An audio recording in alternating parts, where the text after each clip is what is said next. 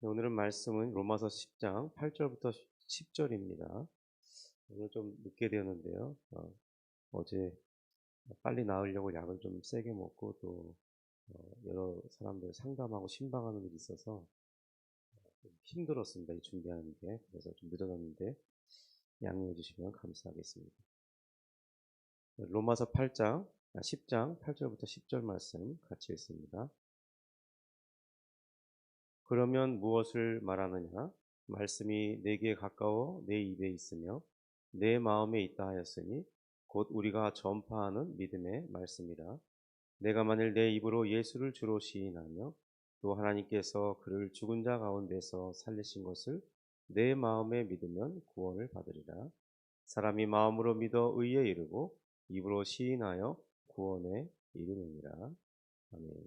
우리는 지금 믿음의 고백에 대한 이 바른 이해에서 우리가 이 전도 집회나 이런 일이 있을 때 마음으로 믿으면 되는데 일어세켜 세워서 그들에게 믿음의 고백을 하게 하는데 마치 그것이 구원의 필수적인 과정인 것처럼 오해하게 되는 그런 과정 때문에 이 사도신경을 고백할 때 그런 것이 아니라는 사실을 말씀드리기 위해서 지금 논증을 펼쳐하고 있습니다. 그런 중에 그런 시도 속에 왜 그렇게 일어나서 믿음을 고백해야 되는지 중요한 것을 강조하기 위해서 우리 성경 본문의 여러 많은 구절을 동원해서 마치 고백이 뒤따라야만 된다는 것처럼 그런 인상을 주는데 그것이 우리에게 오해를 불러일으키고 또 하나님의 말씀에 구원의 이 교리에 배치되는 현상이 나타나서 그렇지 않다는 것을 지금 논증하고 있는 것입니다. 그래서 이제 자주 인용되는 두 번째 대표적인 본문인데요. 저도 개인적으로 이 부교육자 시절에 여러 교회에서 사역하면서 수십 회 부흥회에 참여하게 되었습니다. 저는 사실 뭐 부흥회에 참여하는 걸 썩 좋아하진 않는데 이제 그런데 참여하게 되면 예수님을 영접할 것을 인도하는 과정에서 광사론 목사님이 바로 이런 본문들을 인용하면서 어떤 그런 이 말씀의 본문이 가지고 있는 문맥이나 배경적 설명의 어떤 가르침이 없이 그저 자신의 논증을 정당하려는 인용구로서만 쓴다는 겁니다. 그러니까 사람들은 그렇게 듣게 되면 목사님 말씀하시고 또 말씀이 아주 물흐르듯이 잘 흘러가고 재미있기 때문에 다 그냥 그런 줄 알고 이렇게 아멘 아멘 하면서 받는다는 거예요. 저는 그럴 때마다 고개를 갸우뚱갸우뚱 저 그렇지 않은데 뭐 이렇게 하고 있으니까 은혜가 안 되는 거죠. 어쨌든 그런 부분에 한번 우리가 생각해 보자는 거죠.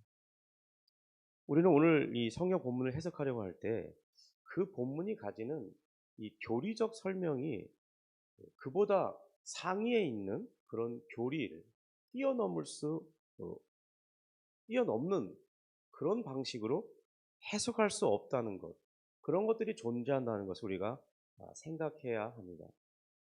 만약 우리가 그러니까 이렇게 상위에 있는 대전제가 되는 교리가 있고 그 하위에 속한 마치 우리 논문을 쓸 때 1 무엇입니다 하고 가로 1 이렇고 가로 2 이렇고 가로 2에 다시 1은 뭐고 A는 뭐고 B는 뭐 이런 식으로 하듯이 하위에 있는 이 교리적 전제가 그 상위에 있는 대전제를 뛰어넘을 수 없다는 겁니다.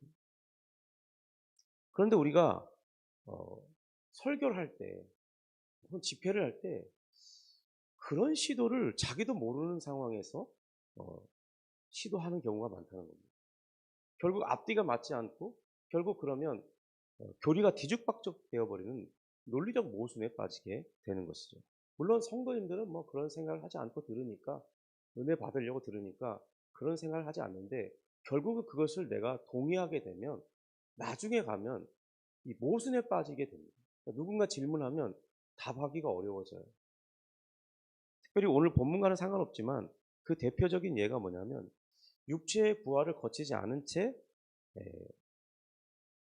그 에녹과 엘리야가 죽음을 보지 않은 채 이렇게 우리처럼 현재 이 육신을 가지고 하늘나라에 갔다고 하는 주장입니다. 만약 그것을 그렇게 설교하게 되면요, 성경의 대전제, 곧 이 대전제가 되는 교리가 무너지는 현상이 일어납니다. 왜냐하면 단 한 가지의 예외 조항도 가질 수 없는 교리가 있기 때문이에요. 예를 들면 히브리서 9장 27절에는 모든 사람은 한 번 죽는 것이 하나님의 정하심이란 바라고 기록되어 있습니다. 또 창세기의 에녹에 대한 기록을 보아도 모세는 그저 하나님이 데려갔다로만 기록했지 예수님과 같이 죽음을 통과한 부활의 몸으로 들어갔다고 설명하지도 않을 뿐만 아니라 죽음을 통과하지 않은 채 현재 육체로 승천했다고 기록하고 있지도 않습니다. 또 예수님이 죽은 자 중에서 다시는 죽지 않는 이 부활의 몸을 입은 첫사람이라고 성경은 여러 군데에서 반복해서 기록하고 있죠. 그리고 우리가 이 타락한 본성의 지배를 받는 현재 이 부패한 이 육체를 가지고 그냥 이대로 만약에 지금 하나님이 계시는 많은 죽은 성도들이 가서 안식을 누리는 그곳에 들어갔다고 한다면요, 지금 천국은 또다시 이 땅처럼 죄에 오염된 세계로 바뀌어 있을 것입니다. 그 한 사람 때문에. 그가 이 육체를 가지고 천국에 들어갔다면 그러면 문제가 생깁니다. 천국은 다 현재는 예수님 외에는 다 영으로 있는데 에녹과 엘리야만 죽지 않은 죽음을 맛보지 않은 이 육체를 가지고 들어가 있으니까 에녹과 엘리야는 이 성정을 가진 자로서 우리처럼 죄를 짓는 자였습니다. 그 하나님과 동행하였다고 의인입니까? 그렇지 않죠. 그러면 그 사람들이 다니면서 다 죄를 묻히고 다니는 거예요. 문제가 생기는 것입니다. 그러면 이것은 모든 구원의 교회를 흔드는 그런 일이 되고 만다는 겁니다. 왜냐하면 하나님은 거룩하시고 죄와 함께할 수 없는 분인데 죄를 가진 몸 그대로를 두 사람이나 하나님 나라에 가지고 들어간 거예요. 그걸 하나님이 허용했다는 겁니다. 어떤 예외적 적용을 했다는 거예요. 여러분, 그것은 불가능한 일이죠. 또 모든 신자는 아직 현재까지 육체의 부활의 때가 오지 않았기 때문에 한 사람도 예외 없이 육체의 죽음을 피할 수 없고 오직 이 구원받은 영혼으로만 현재는 천국에 갈 수 있는 그런 상황입니다. 그러면 죄의 용서의 과정이 없이 천국에 들어갈 수 있다는 이 두 번째 구원의 길을 만들어 버리는 거죠. 또 주님께서 친히 인자 외에 하늘에 올라간 자가 없다고 단언하셨는데 예외적인 두 사람이 있다면 예수님이 거짓말하시는 분이겠죠. 여러분, 거짓말은 죄 아닙니까? 죄를 가지신 분이 우리의 죄를 대신하는 속죄의 제물은 될 수 없어요. 왜냐하면 그것은 하나님 앞에 흠 있고 점이 있는 이 하나님의 제물에 합당하지 않기 때문이에요. 그러니까 이 실제로 이들에 관한 원문 기록이 에녹과 엘리야가 죽음을 맛보지 않은 채 하나님 나라에 올려졌다는 식의 표현이 없는데도 불구하고, 그리고 그것은 한글 번역본의 한계와 또 원문의 뜻에 대한 바른 해석이 뒷받침되지 않은 채 그냥 본문을 그냥 한글로 읽으니까, 영어로 읽으니까 그냥 그렇게 주장을 하는 거예요. 자기가 읽는 대로 하는 거죠. 이 대전제가 되는 교리를 내가 지금 무너뜨리는 시도를 하고 있는 것인지 아닌지 판단을 안 한 채 설교하는 것입니다. 성도들은 그 말씀을 듣고 또 막 은혜를 받고 막 에녹이 승천했다고. 만약에 또 부활의 몸은 예수님이 첫 번째 자신의 열매라고 하신 말씀이 있는데 구약의 성도들이 신약의 성도들보다 결코 앞서서 그 부활의 몸을 받을 수 없다고 하신 히브리서 11장 40절의 말씀을 다르게 해석해야 되는 모순이 발생합니다. 예수님의 육체를 가지고 태어난 모든 사람은 아담으로부터 미래의 모든 사람에게까지 변함없이 적용되는 예외가 적용되지 않는 대전제적 보편적 교리라는 거예요. 그러니까 그냥 나의 이 자연적으로 태어난 이 육체를 가지고는 하나님 나라에 들어갈 수 없고, 또 혹 그가 들어갔다면 이 어떤 변화의 과정을 거쳤다고 말해야 되는데, 그러면 예수님과 같이 변화된 육체로 받아서 들어갔다고 하는 것은 이 대전제가 무너진다는 거예요. 히브리서 말씀이 거짓말이라는 겁니다. 그럼 하나님의 말씀이 거짓말이 되는 거죠. 그럼 다 무너지는 거예요. 그럴 수 없다는 겁니다. 그런데 우리는 이런 논리적 사고의 과정 없이 설교하기 때문에 스스로 하나님이 세우신 교리를 뒤흔들고 무너뜨리는 시도를 하게 되는 것입니다. 얼마나 많은 성도들이, 특별히 한국 성도들 대부분은 다 에녹과 엘리야가 죽음을 보지 않은 채 하늘에 올려졌다고, 천국에 갔다고 그렇게 생각하고 있어요. 이게 얼마나 잘못된 설교의 대표적인 예입니다. 바로 오늘 본문이 그런 해석의 제한을 가진 본문에 해당된다는 겁니다. 본문이 뛰어넘을 수 없는 대전제가 되는 이 구원에 관한 이 교리는 하나님의 은혜 외에는 다른 어떤 것도 구원의 원인적 요소가 될 수 없다는 겁니다. 그것이 믿음의 고백이라 할지라도 말이죠. 그 고백이 그를 구원받게 하는 것이 아니라 그의 마음에 그리스도를 믿음으로써만 구원을 받는 것이지 어떤 외적 고백이 필수적인 요소는 아니라는 것입니다. 그러니까 외적 고백이 따라올 수도 있고 안 따라올 수도 있는데 그것이 구원의 유무를 결정짓는 것이 아니라 그 사람이 마음에 예수님을 나의 구주라고 믿으면 그것이 의롭게 되고 하나님의 자녀가 되는 그런 모든 길을 열어준다는 거죠. 그런데 만약 오늘 본문을 근거로 해서 입으로 시인해야만 이 구원을 받을 수 있다는 식의 조건을 제시하는 그런 뉘앙스를 풍기는 것은 잘못된 적용이라는 거예요. 사도행전 16장 31절에서 간수가 이렇게 묻죠. 어떻게 하여야 구원을 받을 수 있습니까?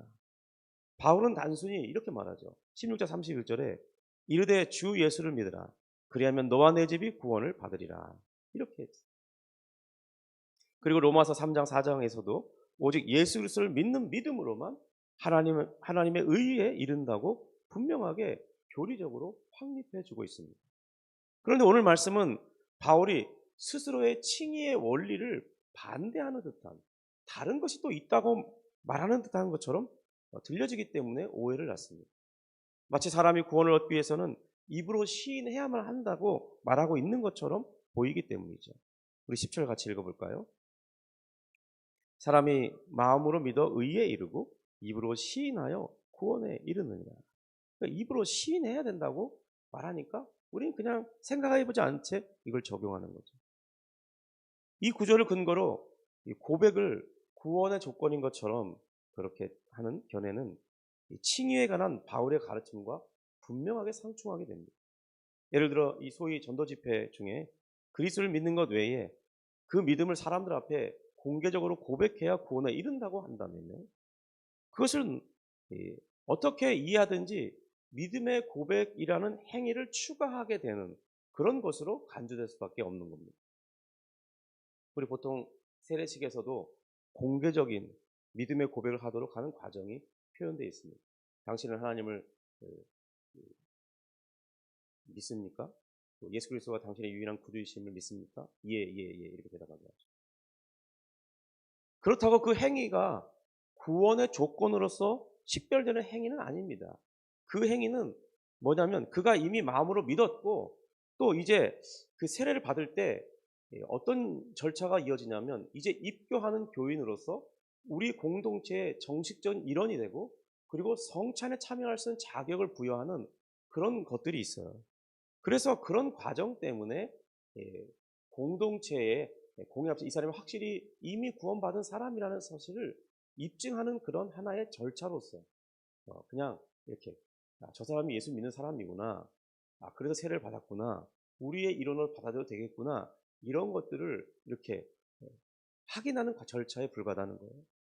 자, 그러면 이 오늘 본문 구절이 이제 어떤 배경에서 나왔는지 살펴봄으로써 이것이 이 고백이 구원의 조건이 된다는 식의 뒷받침되는 말씀이 아니라는 사실을 한번 설명해 보겠습니다.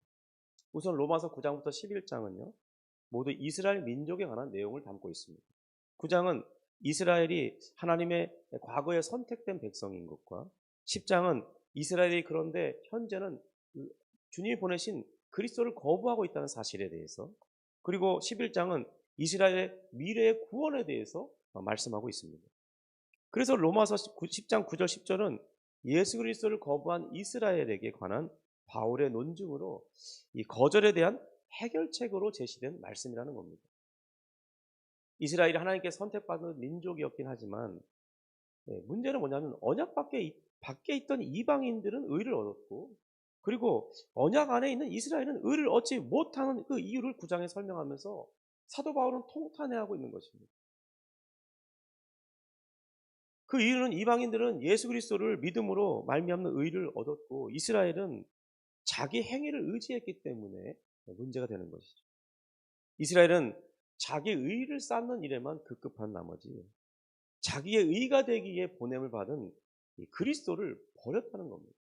그래서 그들은 구원받지 못한 채 남아있는 거예요. 언약 백성임에도 불구하고 말이죠. 바울은 그래서 10장을 시작하면서 그리스도를 거부함으로써 구원에서 멀어진 이스라엘 향한 강한 연민을 드러냅니다. 한편 또 그들이 실패하게 된 이 아이너리를 지적하는데요. 그들을 실패로 이끈 것은 정말 어이없는 일입니다. 뭐냐면 그들은 하나님을 향한 열심을 가지고 있었기 때문에 그 전형적인 예가 사도 바울이죠. 그가 자신 안에 있던 이 하나님에 대한 열정이 우리를 위한 의가 되시는 그리스도를 거부하였고 또 그리스도를 믿는 이 유대인 신자들을 핍박하는 그 자리에까지 서게 됐다는 것입니다. 이어진 바울의 논증에서 바울은 율법의 본성, 율법의 의, 이 목적에 대한 놀라운 통찰을 보여주고 있습니다. 첫 번째로 율법은 역사 안에서 성취되는 기능을 가지고 있었고요. 그래서 완료되어야 할 것이었다는 겁니다. 우리 예수 그리스도께서는 두 가지 측면에서 율법의 목적을 충족시켜 주셨는데요. 그런 의미에서 4절에서 예수님을 가리켜서 율법의 마침이라고 했습니다. 만약 율법의 마침이라고 그리스도께서 율법의 마침이 되었다고 하신다면 그러면 어떤 일이 일어나냐면 율법과 이제 그리스도는 공존할 수 없게 되는 것입니다. 그러니까 그리스도께서 오셨으면 율법은 이제 종결된 것이고 그리고 이 율법이 여전히 유효하다면 그리스도께서는 아직 오시지 않았다고 해야 한다는 것입니다. 그런데 그 두 가지가 다 안 맞죠. 그러니까 예수님은 오셨고 그러므로 율법은 마침이 됐다는 것이죠. 두 번째로 율법은 구원 역사에서 의를 얻는 수단으로 주신 적이 없다는 겁니다. 율법이 의를 얻는 수단이었다가 그리스도께서 오심으로써 이제는 율법을 대신해서 새로운 의를 얻는 그런 수단으로 기능하게 되는 것이 아니라는 것입니다. 이스라엘은 이 율법의 의를 얻는 수단으로 생각하고 있었어요. 그러나 이것은 그들이 오해한 것입니다. 율법이 주어진 것은 이 사람들을 그들 자신들을 위해서 하나님의 의가 되시는 그리스도께로 인도하는 것. 이것이 율법에 주어진 주된 의라는 거예요. 세 번째로 율법의 목적은 두 가지입니다. 하나는 거룩하신 하나님의 성품과 하나님의 이 도덕적 기준이 무엇인가를 분명하게 보여주는 것입니다. 다른 하나는 사람들이 그러한 율법의 기준에 이룰 수 없다는 도덕적 한계를 사람들을 느끼게 함으로써 결국 우리의 구원의 소망은 오직 하나님께 있다는 사실을 알게 하려는 목적으로 주어졌다는 거예요.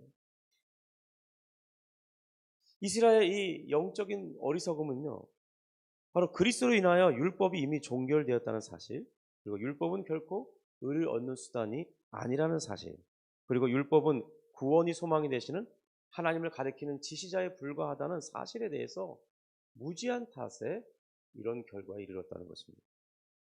그것으로 인해 이스라엘은 그리스도를 거절하게 됐고요.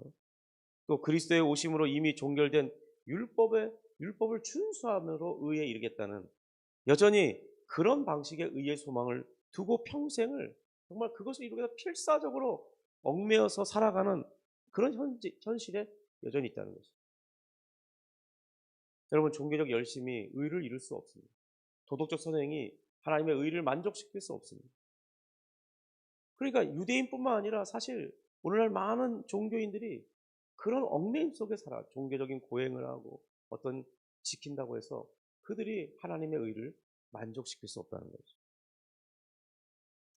그렇지만 그들이 그토록 바라는 그 의에 이르는 길이 의외로 쉬운 길이 있어요.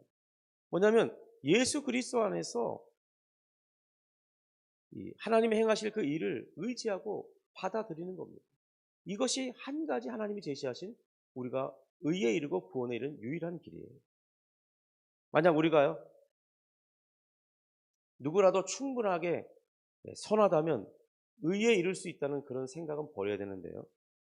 왜 그러냐면 그것이 본문 앞에 설명하듯이 마치 내가 충분히 선하면 의에 이를 수 있다는 이 생각은 어떤 것이냐? 하늘에서 그리스도를 모셔 내릴 만큼 선해야 된다는 것입니다. 음부에서 그리스도를 죽은 자 가운데서 일으켜 모셔 올릴 만큼 그 사람이 선해야 된다는 거예요. 여러분, 그런데 누구라도 그럴 수 없지 않습니까? 그러니 그런 시도는 불가능하다는 거죠. 그러므로 유대인들이 해야 할 일은 예수 그리스도의 오심과 부활을 통해서 하나님이 이루신 이 구속의 은혜를 그냥 믿음으로써 받아들이는 것뿐이라는 겁니다. 곧 이스라엘이 가진 이 문제의 해결책은 그들이 원하기만 한다면 언제든지 즉시라도 의에 이룰 수 있는 것을 이미 주셨다는 거예요. 이미 하나님께서 그리스도 안에서 우리의 구원을 위해 필요한 모든 일을 다 이루셨기 때문입니다. 그것은 믿음으로 받는 자에게 주시기 위해 그리스도 안에서 완전하게 준비되어 있어요. 그래서 10장 8절에 다음과 같이 요구하는 것입니다. 그 10장 8절 같이 있습니다. 그러면 무엇을 말하느냐? 말씀이 내게 가까워 내 입에 있으며 내 마음에 있다 하였으니 곧 우리가 전파하는 믿음의 말씀이라. 그러니까 하나님을 기쁘시게 하는 것이 가능하다는 겁니다. 의를 얻는 것이 생각보다 쉽다는 거예요. 그것은 예수 그리스도를 믿는 것입니다. 믿음으로 사람은 의에 이르고 그런데 그 길은 하나뿐입니다. 사도 바울은 지금 그런 맥락 안에서 지금 9절부터 11절의 말씀을 하고 있는 것입니다. 그런데 이 말씀이 유대인들의 어떤 독특하고 특이한 상황 때문에 주어지고 있다는 거예요. 어떤 것이냐? 지금 이방인들에 관해서는 전혀 언급하지 않던 내용이 이 본문에 기록되고 있죠. 그것은 바로 고백이라는 단어입니다. 이방인들에게는 단지 믿음만을 말했죠. 고백하라는 요구는 없었지 않습니까? 근데 왜 유대인들에게는 이러냐는 거예요. 무슨 차이가 있길래 고백을 말하냐는 거죠. 여러분, 유대인들의 특징은 뭐냐면요. 하나님의 이름을 직접 부르는 것을 매우 두려워했습니다. 그래서 유대인들은 하나님을 부를 때 아도나이, 큐리오스, 바로 주라고 바꿔 불렀어요. 그러니까 주라고 고백한다는 것입니다. 주님이라고 고백하는 것은 그들에게 바로 그 주님이 하나님이라고 고백하는 것과 같은 의미예요. 이런 신관이 철두철미하게 그의 조상 대대로부터 내려왔기 때문에 그들의 뼛속 깊이 이 사상이 물들어 있어요.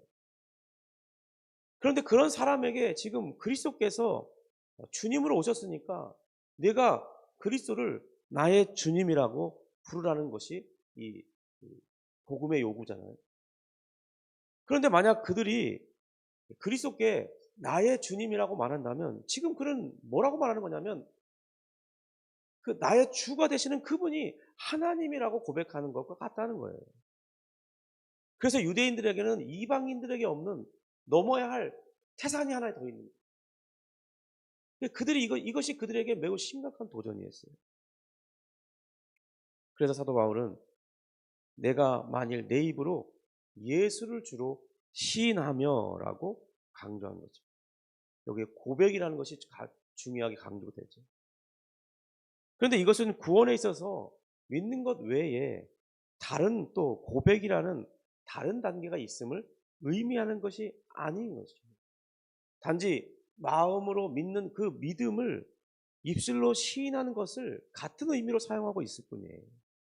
그래서 10절에서는 이것을 앞뒤로 바꿔서 설명하고 있습니다. 지금까지 살펴보았듯이 이 구원은 오직 예수 그리스도가 우리의 구주가 되신다는 사실을 마음으로 믿는 일 외에는 믿는 일에 달려 있습니다. 그냥 오직 마음으로 믿으면 그것 외에 다른 어떤 것이 요구되지 않습니다. 유대인들에게도 마찬가지예요. 그런데 여기 이 본문에서 그런 고백을 요구하는 것은 믿음 외에 또 다른 어떤 구원의 원리가 있다는 것이 아니라 예수 그리스도가 하나님의 아들이 되신다는 사실에 대한 확고한 믿음을 드러낼 것을 강조하는 표현으로 사용됐어요. 왜 그러냐면요. 만약 유대인들이 예수님을, 사람으로 오신 그 예수님을 주라고 고백한다면요. 지금 유대인들 공동체 안에서는 주라고 고백할 때 그걸 공개적으로 드러낼 때 어떤 문제가 발생하냐면 그가 속한 이 회당이나 유대교 공동체에서 이 출교를 당하거나 집단적인 따돌림을 당해야 되는 그런 위험이 있었습니다. 이것은 여러분 대단히 어려운 일입니다. 우리는 그걸 쉽게 생각할 수 있어요. 왜냐하면 오늘날 현대 사회는 다양한 민족적 교류가 있고 비행기를 타면 뭐 오늘 여기 있다가 바로 오늘 중에도 미국에 갈 수 있고 유럽에도 갈 수 있고 저기 우리가 잘 이렇게 겪어보지도 못한 뭐 아프리카도 갈 수 있고 예? 중동에도 갈 수 있고 그런 사회잖아요. 그러니까 어디에서도 사는 것이 가능한 이 시대에서는 잘 이해되기 어려운 거죠. 유대인 그 사회 싫으면 다른 민족에 가서 이사 가서 거기서 터전을 삼고 살면 되는 거 아니냐. 이렇게 생각하기 쉬운데 고대는 그러한 점에서 매우 폐쇄적인 사회였다는 거예요. 그러기가 쉽지 않았다는 것입니다. 한 지역의 공동체에서 떠나는 것은 그 사람이 거의 죽음을 각오해야 되는 그런 상황과 같은 거예요. 그러니까 여기서 아브라함이 갈대아 우를 떠나서 가나안 땅으로 옮겨왔다는 것이 얼마나 참 큰 용기와 결단이 필요했던 일인지 드러나는 것입니다.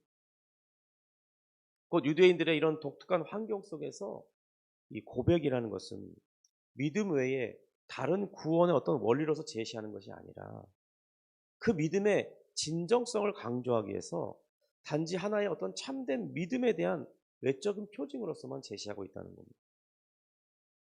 유대인들의 공동체 안에서 나는 그리스도를 주라고 믿습니다. 이렇게 말하면 난리가 나니까. 그런데 속으로만 믿고 이렇게 유대인들과 같이 계속 생활하고 또 뭐 그럼 회당에도 나가야 되고 그죠? 유대인들의 어떤 뭐 이렇게 제사 지내는 절차나 어떤 의식에 참여해야 되고 그러면서 어떻게 그가 믿는 사람인 것을 드러낼 수 있겠냐는 거예요. 이방인들은 예수를 믿으면 그 공동체가 비밀스럽게 모이든 어쨌든 모이고 예배를 드리고 그들이 하나님을 믿는 예수 그리스도를 은혜로 받아서 믿는 사람인 것을 드러내기가 쉬운데 유대인들은 유대인 사회 속에서 그럴 수가 없다는 거예요. 그러니까 너가 믿는 것에 대한 외적인 표징이 있어야 분명하게 너가 믿는 자인지 드러날 수 있기 때문에 그 구원의 여부를 결정짓는 게 아니라 그런 사실의 여부를 확증하라는 방식의 요구이라는 것입니다. 그런 이런 오늘 우리가 읽은 이 말씀은 바로 믿음의 고백에 대한 지금 일반 우리 사회에서 요구되지 않는 굳이 믿음의 고백이 반드시 무슨 필요한 것 한 듯한 그런 사회가 아닌 이 세상에서 또 교회 문화에서 그것이 마치 구원받은 것에 대한 뒷받침하는 것으로 사용하는 것은 바람직하지 않을 뿐만 아니라 또 그렇게 해서도 안 된다는 것이죠. 그러니까 이런 문맥을 잘 고려하고 그 원래의 뜻을 잘 이해한 상태에서 우리가 제한적으로 사용해야 되지 이렇게 내가 어떤 논리를 강조하고 싶고 설득시키기 위해서 이렇게 마음껏 인용해서는 안 된다는 겁니다. 그런 말씀들이 의외로 많이 있습니다. 조금 더 저희가 믿음의 고백에 대한 이해에 이르렀으라 생각하고 기도하겠습니다. 또 우리 다음 주 화요일에 이어서 나머지 부분을 살펴보도록 하겠습니다. 기도하겠습니다. 하나님 아버지 감사합니다. 우리가 말씀의 바른 뜻을 살펴보고 또 그것을 우리의 가치관으로 받아들이고 또 말씀의 거룩함과 또 하나님의 성경 66권이 다 하나님의 말씀인 것과 성령의 영감으로 기록된 것과 우리에게 주어진 것을 생각하고 그 안에서 내가 겸손하게 성경이 제시하는 대로 받아들이고 나의 이해의 체계를 굴복시키고 성경이 설명하는 대로만 성경이 가르치는 대로만 가는 데까지만 가고 멈추면 멈추는 그런 정신으로 우리가 살기를 원합니다. 주님 이것이 우리 종교개혁가들의 그 수고로운 헌신과 또 그런 희생의 열매이었는데 우리도 그들과 같이 믿음의 길을 잘 걸어가기 원합니다. 주님 도와주시옵시고 인도하여 주옵소서. 주님 오늘 이 아침에 잠시 기도할 때 주께서 은혜 베풀어 주시고 또 내일 예배를 생각하며 기도할 때 주여 은혜를 부어 주셔서 우리가 기쁨으로 예배를 준비하며 사모할 수 있도록 도와주옵소서. 예수님의 이름으로 기도합니다. 아멘. 하늘에